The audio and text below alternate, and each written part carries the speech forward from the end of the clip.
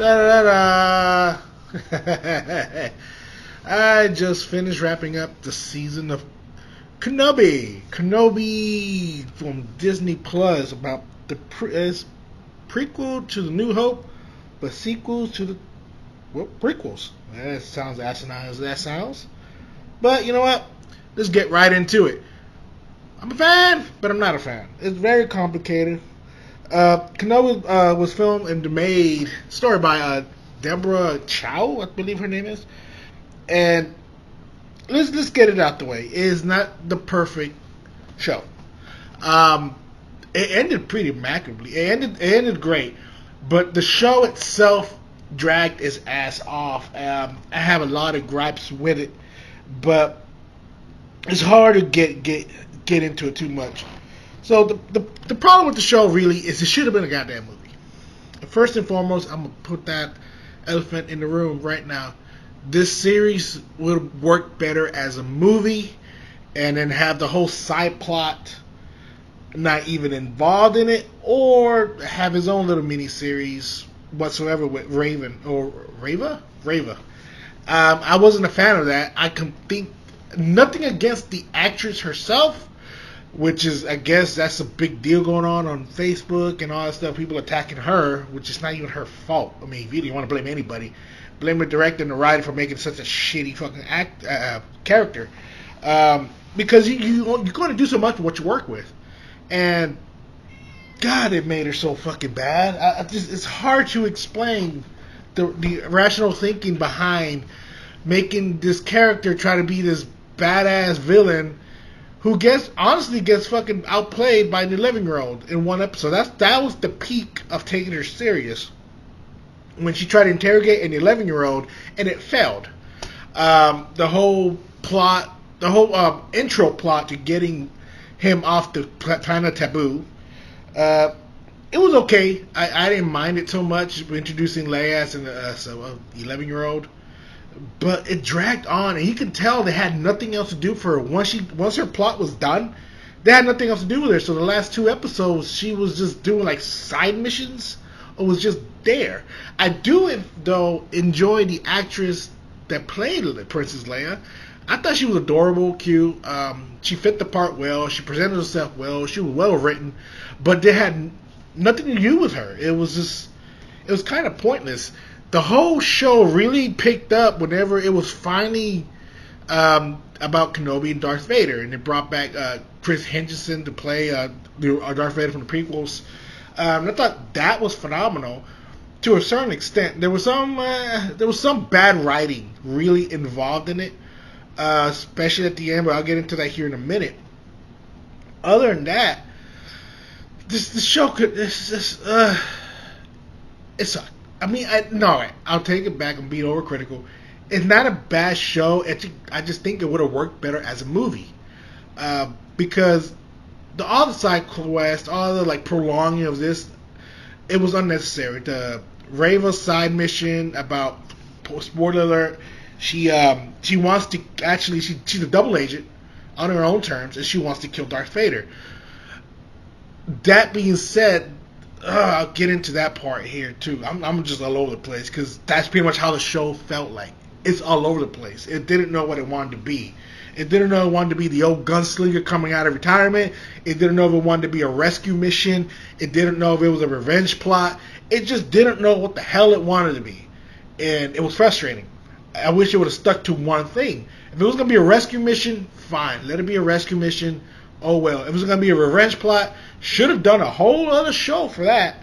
If it was going to be a gold gunslinger coming out of retirement to protect the town, I think that they should have stuck with that story. And if they were going to do that story of the old gunslinger to protect the town, they should have stuck it as a movie, because that's pretty much what this was, and that's the one that actually caught my interest the most.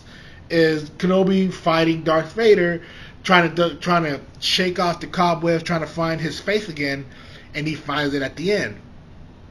With that being said, the fight choreography between Vader and Kenobi was actually not bad, given the budget that was given, a $90 million budget.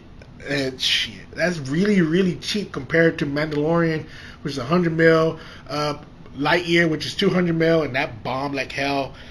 Even Stranger Things, their budget was 250 mil. So 90 mil is a very, very, I'll say understatement, cheap way of making this movie or this show that people really wanted for like years, a Kenobi show. And I guess they learned a lesson with Boba Fett. Don't put all your eggs in one basket. But Boba Fett was badly written. As much as I love Robert Rodriguez, he did that could have been a movie or a one-off special. Just like this should definitely have been a movie. The ending, the climax of it was actually great. The last 2 episodes were good episodes. I just didn't like the showing Vader how strong he is an ultimate fan base dream. Is an ultimate ball swinging dick shit move that he does. I thought that was phenomenal. Then having Reva turn around saying that she was a double agent, her true mission in life was to kill Vader, and she did all these awful things just to get close to him. Cool, I accepted that. For her to survive a stabbing to the stomach, I could accept that too, because if you're in Star Wars mythology, if you're full of hate that overcomes death somehow, hence the explanation of Darth Maul why he's still alive in a certain extent. Those really, really deep cut. But once she gets to Taboo to hunt down Luke Skywalker for whatever reason, she changes her mind midway through. Suddenly she finds some goodness in herself and says, you know what, killing a child is a bad thing. Even though it was made perfectly clear and obvious in the first episode, she is a ruthless person who shows no mercy. So she killed kids before. So out of nowhere, she has a sudden change of heart. That was badly written. That made no sense to me. Her character it felt like they tried to do something with her. They tried to make a new character popular, so they could make another TV show or another cult following, and it completely blew up in their face. They did not know how to write this character. So far, there has not been, the only good original character they have created was Mando from Mandalorian, and Grogu. That's it. Outside of that, all the characters that people really love and follow was created by the original Star Wars mythos and the original Star Wars animated series, which they've been slowly bringing into live action here in a minute. I just found out that they're doing the live action version of Fallen Order, which is going to be interesting as hell to me because I actually enjoyed the story plot for that game. Haven't played it yet, but I read the story plot of it, and it's actually an interesting concept, which again, this probably should have been about more than about Reva and double agent stuff. It's whatever. The last fight with Kenobi and Darth was pretty cool. The dim darkness of it was kind of a turn off, but I kind of get the aesthetic of it, the reasoning behind it. They want to show the light side and the dark side. Those lightsabers really stood out, and I thought that was kind of cool, but at the same time, it was like, it's very fucking dark. And people were bitching about the Nightwalkers fight scene in Game of Thrones. They should be bitching about that episode as well, because that was a fucking dark scene. I couldn't see shit. And another thing that I also got to point out is Darth Vader gets his ass whooped pretty fucking easy when it comes to him facing Kenobi. The third time, the second time, just what the hell? I guess he just forgets that he got his ass beat twice. And what makes it even funnier, and again, goes back to bad writing, the reason why they never go after him after these series is because his master told him to just let it go. That's all it took. I guess someone just told him, hey, you're getting your ass whooped too many times. Just stop looking for him. That was the end of all. It was really like a flat, anticlimactic moment. I thought it was going to be some stupid shit like he faked his death or he used the Force some way to make him mind. Some dumb shit like that. That was very, very anticlimactic where he goes, just forget about him. Okay. And he just sits down on his throne, I guess. It made no sense. This show had a lot of potential. It just shouldn't have been a show. It should have been a movie. If they want to do the Inquisitors plot revenge, that should have been his own separate thing. I agree to that. When I heard that someone said that would have worked as like a Gangs of New York type show where this chick infiltrates the Inquisitors just so she can get close to Darth Vader. That would have been a badass show. I would have been intrigued by it. But no, I liked it more than most people I've read in reviews about it. It's just that it had a lot of issues. Like the bright spot on is actually the actors and actresses themselves. Like I said, Princess Leia, the actress, she was phenomenally well. The fight choreography was good. I enjoyed that. The last 2 episodes were my favorite. Shout out to Ice Cube's son, O'Shawn Jackson. He is getting big, man. Like Star Wars. He's done a lot of goddamn big budget movies. I mean, he's taking this shit serious. I'm happy for him. Glad that he's out there. And they even said that they like this character so much that he's gonna probably be in the next Star Wars spinoff, the Andor show. So that's gonna be interesting to watch. So when I rate this show, I'll rate it as a D. It's enjoyable. It's not the best thing they brought out. Star Wars has been.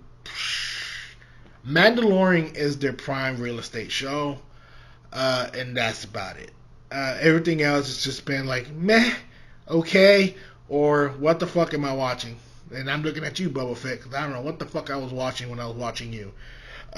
This has so much potential, and it made me a little depressed. But it had a lot of great moments, so yay, I guess. I don't know what else to say about it without me ranting even longer and longer and longer. So don't check it out. This will definitely be an entertaining show for people who don't like Star Wars. Maybe that's the point of it. It does have a lot of actions, but a lot of reference to deep cuts, which they'll be confused as fuck of what's it all about. So you're gonna hate it. You're gonna hate it. You're gonna like it. You're gonna like it. This is one of the few shows that is a somewhat down the middle, reasonable ideal of it. It's not an absolute left or absolute right, where you can hate it, or you love it. This is one of those you can love a few episodes but hate everything else, and that's me at the moment. I rated a D. They can do better. We'll do better. I'm gonna wait for a while to review the Miss Marvel show. Like right now, I'm not gonna do every episode. I'm gonna wait till the season's over. I think Miss Marvel's like 3 weeks left, but I have high praise on that show. Spoiler alert. Hopefully they hit the landing, but I'm getting off topic here. All right, so until next time, my friends, drink safe, drink smart, drink responsibly.